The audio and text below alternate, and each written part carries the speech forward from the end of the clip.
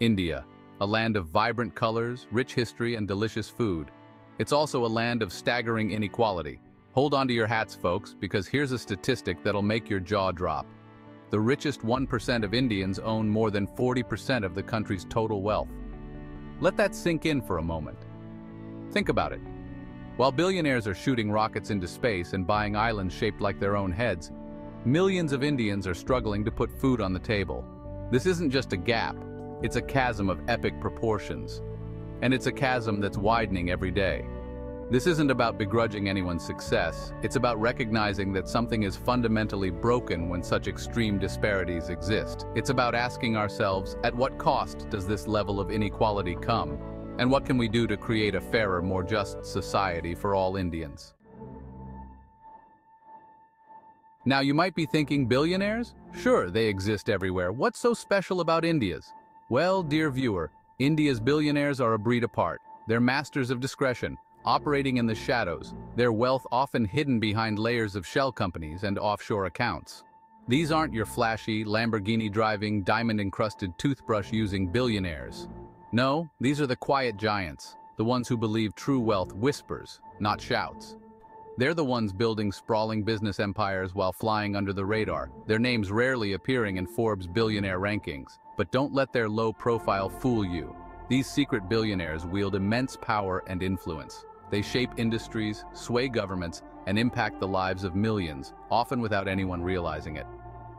Their rise to the top is a story of ambition, ingenuity, and, let's be honest, a healthy dose of good fortune and perhaps some questionable business practices. So, we've established that India has a wealth gap problem and that it's fueled by the rise of these enigmatic billionaires. But what does it all mean? What's the big deal? Well, buckle up, Buttercup, because the consequences of this extreme wealth disparity are far-reaching and deeply troubling. For starters, it stifles social mobility. Imagine being born into poverty in India. You're already starting the race of life miles behind the finish line. And with limited access to quality education, healthcare, and economic opportunities, the odds of you ever catching up are slim to none. This lack of social mobility breeds resentment, frustration, and social unrest. It creates a system where the rich get richer and the poor are left to fend for themselves. And let's not forget the impact on democracy. When a handful of individuals hold such a disproportionate amount of wealth, it undermines the very principles of equality and fairness that a democracy is built upon. Now, before you grab your pitchforks and torches and head to the nearest billionaire's mansion, though I wouldn't blame you, let's try to understand how this wealth gap came to be. It's not as simple as the rich are greedy and the poor are lazy.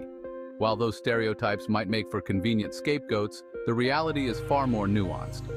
India's economic liberalization in the 1990s played a significant role. The dismantling of the license Raj unleashed a wave of entrepreneurship, creating opportunities for many to climb the economic ladder. However, it also created an environment ripe for crony capitalism, where political connections often mattered more than business acumen. Globalization, technological advancements, and a booming stock market further fueled the rise of billionaires. But these factors alone don't tell the whole story. Inheritance, favorable government policies, and a lack of adequate social safety nets have all contributed to creating a system where wealth begets more wealth, leaving the vast majority behind. Section 5. The Enigmatic Entrepreneur, a case study. Let's put a face to this issue, shall we? Meet Ravi Jaiswal, a name you probably haven't heard of, but a man whose story exemplifies the complexities of India's wealth divide.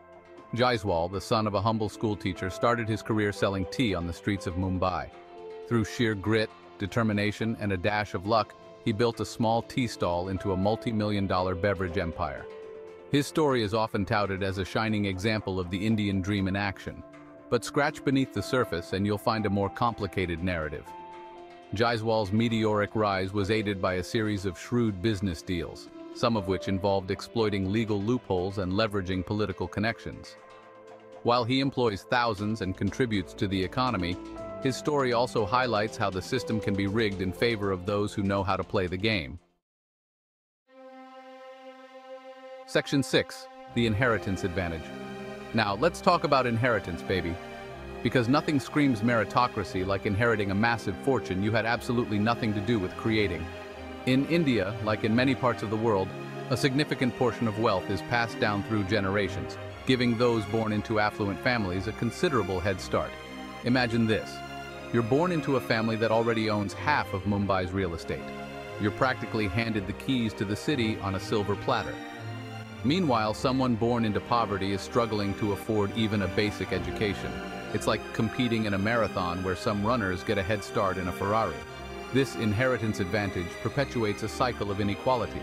It entrenches the wealth and power of a select few, making it nearly impossible for others to break into the upper echelons of society, no matter how hard they work or how talented they are. Section 7. Crony Capitalism and its discontents. Let's talk about crony capitalism, that unholy alliance between business and government that's as old as time itself. In India, this cozy relationship has reached new heights, with politicians and businessmen engaging in a mutually beneficial dance that often comes at the expense of the common man. Imagine this. A politician uses his influence to grant a lucrative government contract to a businessman friend in exchange for a hefty bribe or campaign donation. The businessman gets rich, the politician gets his pockets lined, and the public is left footing the bill for overpriced projects or shoddy infrastructure. This culture of cronyism stifles competition, discourages innovation, and perpetuates inequality. It creates an uneven playing field where success is determined not by merit, but by proximity to power. Section 8. The shadows of success. Now, before you think this is just a doom and gloom fest, let's acknowledge that India's economic growth has lifted millions out of poverty. The country has made remarkable progress in various sectors, and the entrepreneurial spirit of its people is truly inspiring. However, we can't ignore the shadows cast by this success. The dazzling skyscrapers and luxurious shopping malls often overshadow the sprawling slums and impoverished villages that exist just beyond their glittering facades. The stories of rags to riches often eclipse the narratives of those trapped in a cycle of poverty. It's easy to get caught up in the narrative of India's rise as an economic powerhouse, but we must remember that true progress cannot be measured solely by GDP growth or stock market performance. True progress must be inclusive, equitable, and benefit all citizens, not just a privileged few. Section 9. A call for action. So what can be done? Should we just accept this wealth gap as an unavoidable consequence of capitalism? Should we resign ourselves to the fact that the rich will always get richer and the rest of us are just along for the ride? Absolutely not. We need to start by acknowledging the problem. We need to shine a light on the issue of wealth inequality and its detrimental effects on society. We need to start talking about it openly and honestly, without mincing words or shying away from uncomfortable truths. We need to demand transparency and accountability from our leaders. We need to hold them responsible for creating policies that promote inclusive growth and reduce inequality. We need to push for reforms that level the playing field, such as progressive taxation, inheritance taxes, and stricter regulations on campaign finance and lobbying.